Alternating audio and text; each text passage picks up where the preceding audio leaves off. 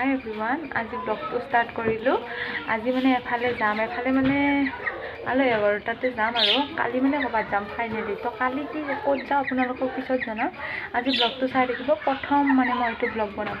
গৈছোঁ তো কণ্টিনিউ কৰি থাকিব দেই ব্লগটো মই ব্লগ বনাওঁ নহয়